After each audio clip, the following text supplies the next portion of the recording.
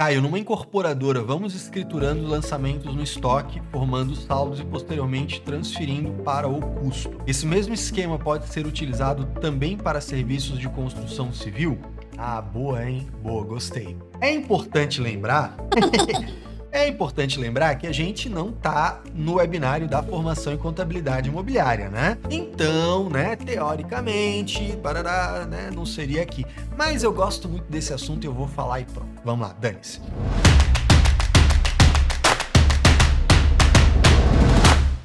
O que acontece? A incorporação, né, ela se distingue da construção em como que a receita acontece, né? Vamos pensar o seguinte: qual é a origem da receita de uma incorporadora? Vender o imóvel, preferencialmente na planta, né?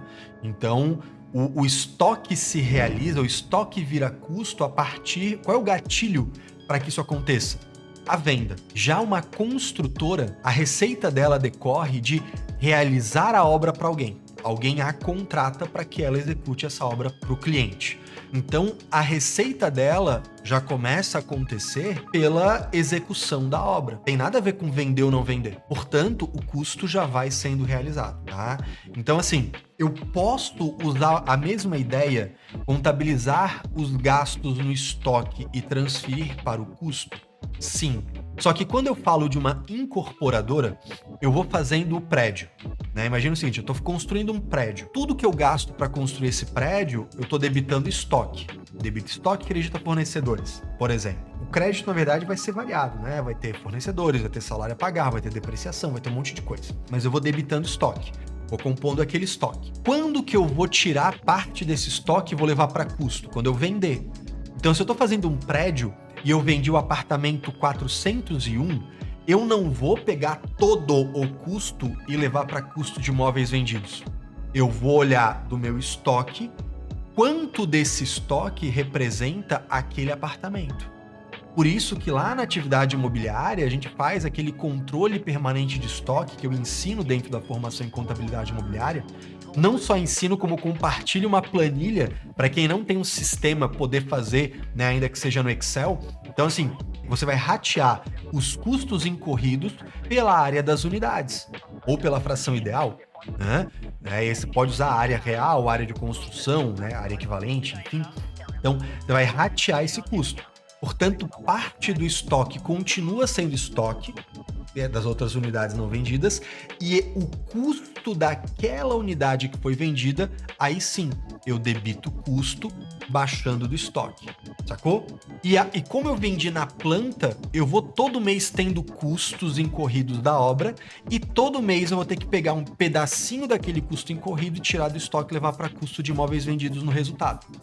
Esse é o comportamento típico do custo na atividade imobiliária. Incorporadora, loteadora, construção para venda, é isso que funciona, beleza? Já numa construtora, a conversa é diferente. Porque numa construtora, a gente está fazendo algo muito parecido com um serviço. Por que eu digo que é muito parecido? Porque tem uma diferença entre empreitar, né, fazer uma empreitada e fazer um mero serviço. Tem uma diferença ali sutil que agora não nos interessa. Então eu vou tratar como se fosse a mesma coisa, tá? Então, quando eu estou fazendo um serviço, você olha, alguém me pagou para eu executar isso aqui. Eu vou cobrar um valor. Portanto, os gastos que eu estou tendo, e esses gastos podem ser de mão de obra, quando é uma empreitada só de mão de obra, por exemplo, mas esses gastos podem ser também com material. Uma empreitada de mão de obra e material, né? Uma empreitada global, por exemplo. Eu vou me responsabilizar por fazer a obra inteira, inclusive fornecer os materiais. Eu vou comprar os materiais no meu nome e vai ser custo do meu serviço, entendendo? Então, tanto material quanto mão de obra. Numa construtora, fazendo uma empreitada, né, pensando num serviço, eu posso ir lançando tudo para o estoque? Posso. E eu posso todo mês baixar do estoque para o custo? Posso. Só que eu tenho que lembrar que existe uma diferença muito grande aí. Na empreitada, praticamente tudo que está indo para o estoque vai ser baixado para o custo. Por isso que é tão comum, né? Isso eu explico nas aulas da formação em contabilidade imobiliária, inclusive. Por isso que é muito comum que nas empreiteiras você lance direto para custo. Porque na maioria das vezes o custo que você tem já está incorrendo com aquela etapa de execução de obra mesmo. Então, beleza, tu já baixa direto pode direto debitar custo. É o que a maioria dos prestadores de serviço faz, inclusive. Mas não estaria errado eu debitar estoque, manter ali e no final do mês transferir para custo. Por exemplo, quando que isso seria útil, Caio? Vou dar um exemplo prático para você. Eu tenho uma empreiteira e ela tem vários gastos. A maioria desses gastos foram com aquela etapa de execução. Só que teve alguns gastos que ela teve que é de material que vai ser aplicado daqui a 3 meses na obra. Ainda não foi aplicado, tá no almoxarifado, tá no canteiro de obra, tá no galpão.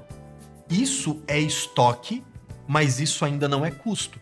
Porque o custo do serviço prestado tem que ser relacionado àquela etapa atual de execução da obra, tá? Então, é essa diferença que você vai ter, beleza? Então, assim, dá para seguir do mesmo jeito? Dá, mas não é exatamente o mesmo jeito. Tem uma diferença aí na forma de se comportar do custo, quando eu falo de uma empreitada e quando eu falo de venda de imóvel, beleza?